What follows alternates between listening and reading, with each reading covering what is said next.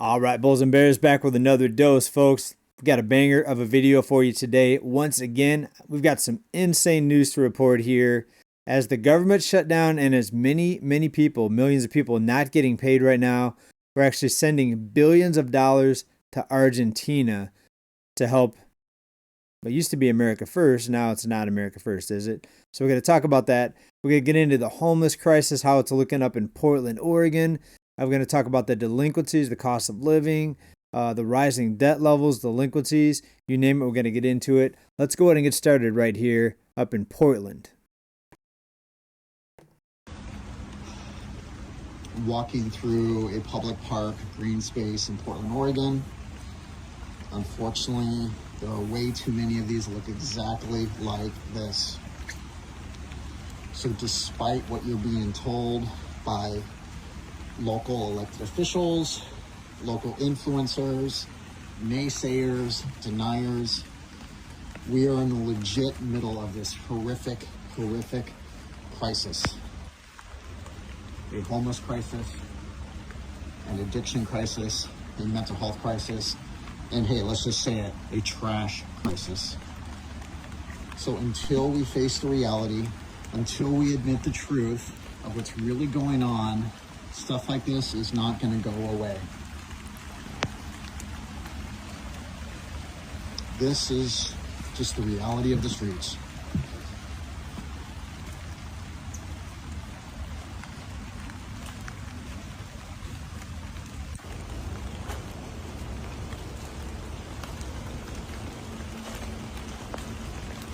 Folks, this is a park. He said this is a park. So all the sweeping they did, all the clearing the sidewalks off of the public areas and getting people out of the downtown areas, looks like they just went to the woods, folks.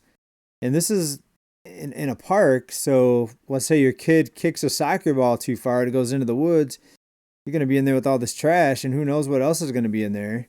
Looked like it was raining in this video, but what's going on there when it's nice and sunny outside? I know it rains a lot in Oregon, but this is pretty scary, folks. I mean, this is what happens when you clear the problem away from the streets. It doesn't go away. It just goes somewhere else. I mean, it goes away from that area, but it's not going away. It's just relocating the problem is all it is, folks. Insane. That's just a video that just came out. I think it's pretty recent. Just saw it. So thought I'd share that with you, folks. But it's like that in a lot of cities, especially. I've seen parks here in San Diego that I wouldn't want my kids to go to, especially after sundown, because things like that. And the problem just continues to get worse. No one's coming out with any, definitely not any cures, but nothing to even help the problem. Nothing to even make it less of a problem. Nothing to make it stop getting worse, right? It goes back to the cost of living. And yes, we do have a mental health crisis. That's a whole bunch of issues there that we can get into. But not for this channel. But the bottom line is, folks, the cost of living is not coming down. Take a look at the recent debt levels. Have you guys seen the chart? Folks, take a look at the debt chart. This is just one visual that can explain the reason why the cost of living keeps going up.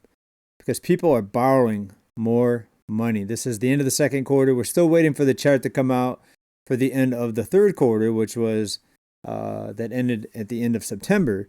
But this gives you a pretty good snapshot of what's happening and why the cost of living keeps going up, because people can still borrow more and more and more money. The debt keeps climbing. When the debt stops climbing, the cost of living goes down, or you could say because the cost of living comes down, the debt goes down. Look at this. After the 2008 financial crisis, debt actually decreased for several years. People were paying down their debt. Of course, for other reasons too. People got foreclosed, and of course, that makes the debt go down when the banks write off the debt. The banks had to get rescued. We also know that. But debt went down for several years up until about 2012. Then it started going up again. The banks just let loose all the lending, and now we're way above where we were back then. And if it doesn't stop, I mean, if the banks don't start putting some restrictions on how much money people can borrow, the cost of living is just going to keep going up and up and up, because people will spend. Did you all see the video I did a couple reports ago about the father who had his family at Disneyland? And he complained about the prices, but yet he still was there at Disneyland with his family. So people would rather, instead of saving money and having more money to invest and saving up for things, they would rather go dance around with Mickey Mouse at Disneyland. It's crazy. I mean, this is what people scratch their heads about so much. They say, JJ, if the economy is so bad, why are we seeing places packed, right? The shopping centers, the restaurants, the bars, the clubs, the stadiums, the amusement parks. And it's not that the economy is bad. The economy can function well if people can borrow money, and that's what's happening. I mean, look at the chart we just showed you. People can borrow money, and that makes the economy look like it's booming. Borrowed money equals boom. Borrowed, boom, right? And there's just no two ways around it, folks. If the debt was decreasing and then you still see everything packed and people traveling, vacations, airports packed, every stadium's packed, nightclubs packed, bars, restaurants packed. If you see debt decreasing and all those places still packed, that wouldn't make any sense. But to see the debt increasing like it is, it explains perfectly why there's so many people out spending money. It's the magic plastic, folks, swiping their credit cards. And until it stops, you're not going to see the cost of living come down, and places are still going to be packed, bottom line. But before we go any further, let's talk about one of the latest things that some people are outraged about, and I can see the point. It was supposed to be America first. We were not going to spend money or send money all over the world. Folks, look what just happened. I mean, Argentina, $20 billion. Here, take a listen to this. Closed. The U.S. government just gave Argentina $20 billion in a currency swap. Meanwhile, federal workers aren't getting paid. National parks, closed. Government services, frozen. And yet, we've got billions to bail out Argentina's economy. What happened to America first? This isn't aid. This is economic insanity. Our own house is on fire. And we're out here watering someone else's lawn. Wow, economic insanity, folks. I thought I was the only one that said that. It is economic insanity, right? Of course, they just print the money to be able to send it all over the world. But a lot of people are outraged by this. I mean, I can see their point. There's a lot of things that need help here in the U.S.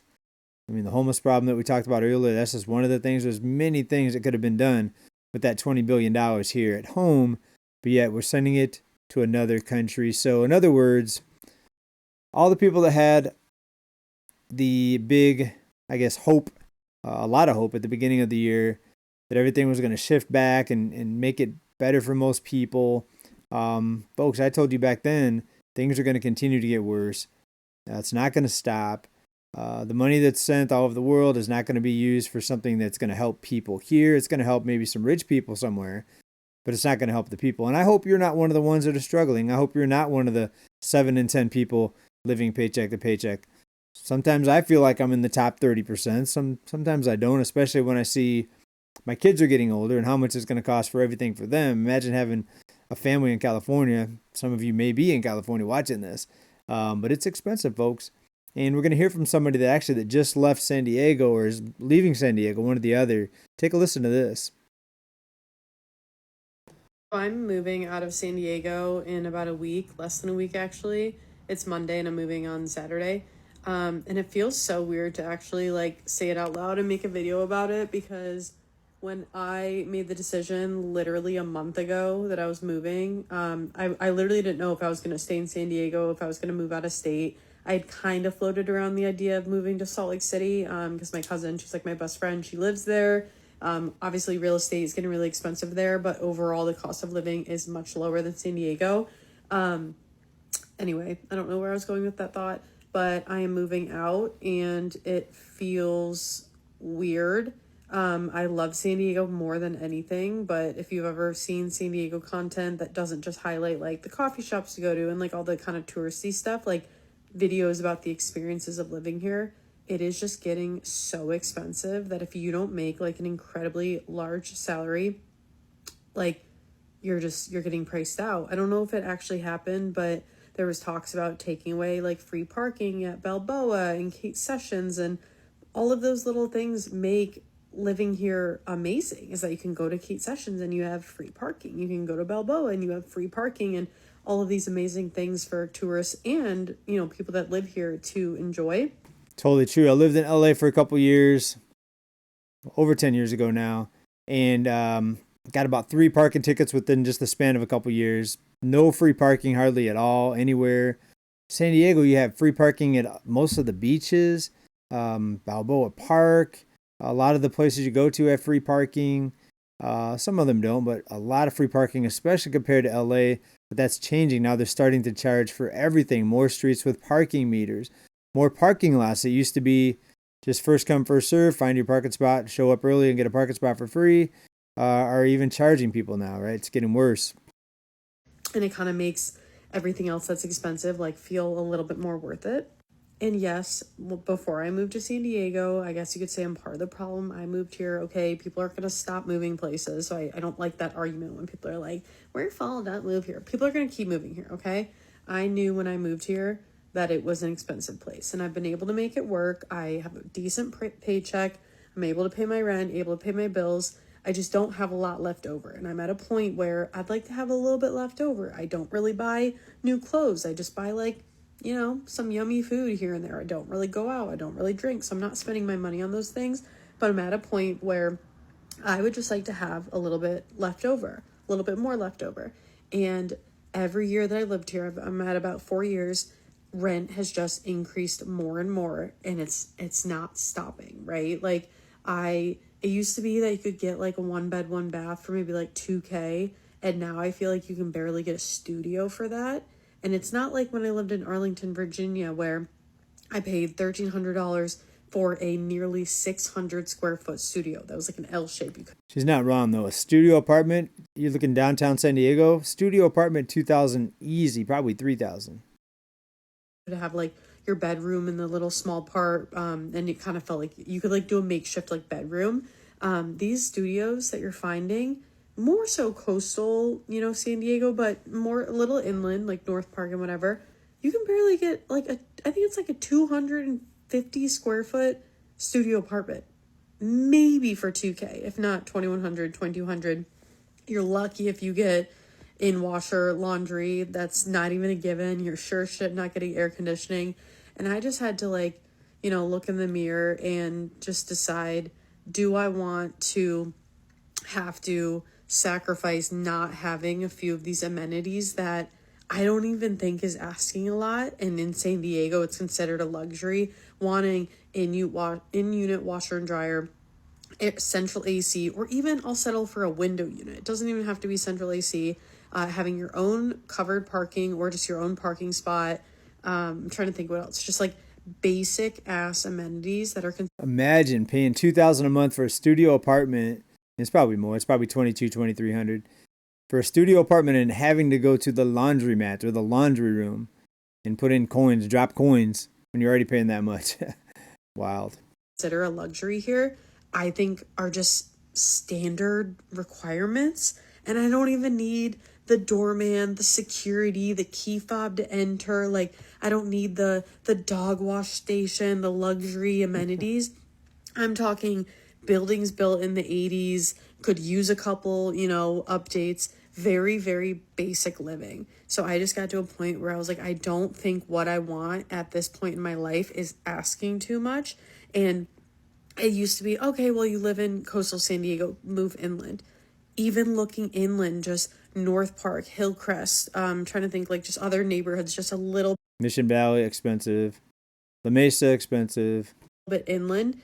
Even those places are just as expensive. So now it's like, do I need to move to El Cajon or Poway? Like, I'm not shitting on those places. They're fine places to live. I moved to San Diego to live near the coast. And it's just, anywhere you look now, it just feels increasingly unattainable. And I truly feel like slowly but surely, San Diego is becoming a place where it's just going to be like for the ultra wealthy. And if you can't afford it, like, sorry. And that's where it's like, I don't like the argument of like, oh, if you can't afford it, then just leave. Like, first of all, I just feel like it's not personal, but it's also like, what is wrong with people? Oh, if you can't afford it, just leave. Like, okay, like, good for you that you can afford it and I can't. Like, I don't know. Because I did kind of wrestle with the fact of like, am I just not doing enough? Like, should I have tried to get that higher pay? Like, should I have tried to get that higher paying job? Like, should I have gotten another side hustle or multiple side hustles? Like, that's the requirement now, is you either need to make a shit ton of money or you need to be doing multiple side hustles, not because you just want extra money, but just so you can, like, you know, breathe a little bit more. But yeah, I don't like the argument or the thought of, well, if you can't afford it, then just leave. That just feels like such like an elitist mentality of like, oh, well, I can do it, but you can't. Bummer. Like, ew. And it's just a real bummer because I love San Diego so, so much. Like, this is the first place I've lived in my 20s. I'm 30 now, but in my 20s where it truly felt like home. And I had to work through the shame of feeling like I didn't do enough to try to stay here, and realizing that the salary I make is a pretty decent salary and I don't have a ton of stuff that I spend my money on, and it still is just a struggle. So I'm leaving San Diego, and if you can afford to live here, amazing, but at some point you just got to be real with yourself and more of like the long term if you can afford it. So I'm moving to Salt Lake City. Moving to Salt Lake City, folks. Salt Lake City, Utah. Few things there. She said she couldn't afford it. Actually, she could afford it. She's not homeless. She just said she didn't have as much money left over after paying for everything, after paying the bills. Didn't have enough left over. That's the thing. People want to have money left over. They want to be able to not just live in a place, like live in San Diego. They want to be able to go do stuff, travel, hopefully have money to invest, maybe save money for a down payment to buy a house instead of renting your whole life away. So a lot of people here in San Diego that maybe brag about that they can afford to live here, a lot of them aren't building long-term wealth. They're not saving to buy a house. They're just renting. A lot of them are not really doing a lot because they just have to pay so much just to live here, right? So it sounds like she's going to make the trade-off, move someplace cheaper and be able to do a lot more, maybe travel more. But will she be able to buy a house in Salt Lake City, Utah? I mean, I think that's one of the keys to building long-term wealth. I mean, you can do well renting. And personally, I know people that have done a lot better renting because they invested the extra money. Therefore, they did kind of hit the jackpot in a few different investments that they would not have been able to do if they would have bought a house. So there is the flip side where if you can save money and maybe even live with your parents, that's even better. If you can do that and then invest and grow your wealth and all those things, increase your nest egg size, it can be a win. You know, I'm not, pooping on people that rent or anything like that. It can be a good strategy, but I think it shouldn't be a long-term solution. There should be hopefully ownership somewhere. If you're one of the people that believes you actually ever own anything, even after you buy it, you still end up paying for the rest of your life, but you know what I mean. All right, here's someone who said she's homeless, but she's in a house, looks like, and she's got a ton of makeup on, so obviously she's got money. I am currently homeless. How did it happen? Basically, I was living in South Florida for 7 years, and with the insane rising cost of, I am currently homeless. How did it happen? Basically, I was living in South Florida for 7 years, and with the insane rising cost of living, I couldn't afford it anymore. And we are talking insane rising cost of living. When I first moved there, I was paying $1,400, $1,500 a month for an over 1,000 square foot, 2-bedroom, 2-bath. And now I was recently just paying $3,000 a month. That's nothing included for a tiny little 700 square foot 1-1. That's just one of my bills, okay? The insurance skyrocketed. They were actually trying to charge me $800, $750 a month to insure one car. I have no accidents, no claims, no nothing. Obviously, I can't afford that. Many other things skyrocketed as well, and so I was being hit from all angles, and I just couldn't afford it. I also don't have family. I grew up being abused, so I now just moved back to New England, and it actually is more affordable here. But there's also other things, like for example, in Florida, most places require you to make 3 to 4 times the monthly rent. I don't know about you, but I'm not making $10,000 a month, which is $120,000 a year. Florida used to be cheap.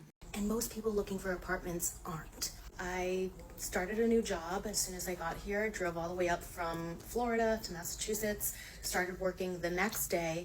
And even though I'm making decent money, it's really, really hard to be able to afford to live in a hotel because most people don't know, but all hotels now charge upfront incidental fees. Okay, she's in a hotel. I didn't pre-watch this. I didn't know she was in a hotel. So apparently she's homeless living in a hotel.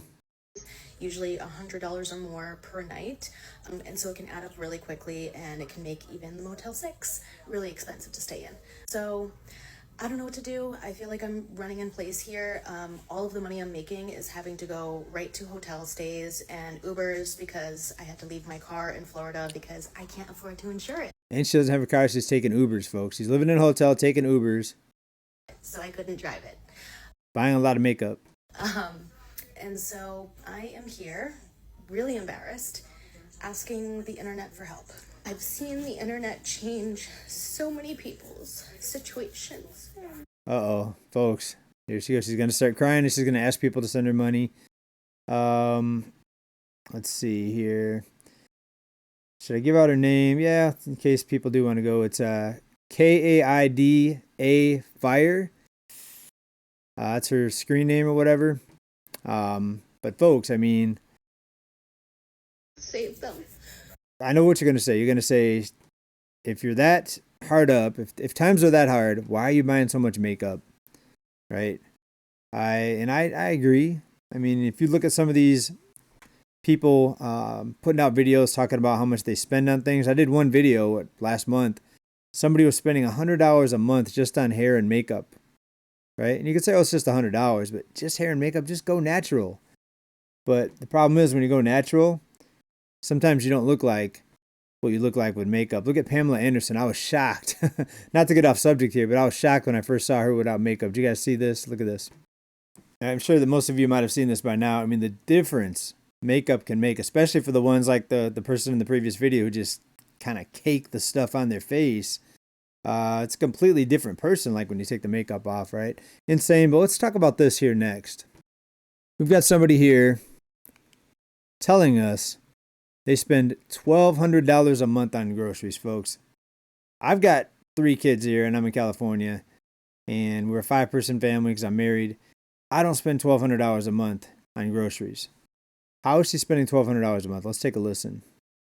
$1,200. $1,200 is what we have spent on groceries this month. We're not eating steaks. We're barely eating meat. It's like ground turkey instead of ground beef. We're doing canned tuna for tuna casserole. My kids have ramen and dumplings when I don't feel like making dinner. We're not going out to eat. We're not going crazy. We have some snacks every once in a while, but it's like, oh, I don't know, a bag of Doritos every other week is what we're buying. And mostly it's like air popped popcorn. How are we spending $1,200 in a month on groceries? This is unsustainable. How do we live like this?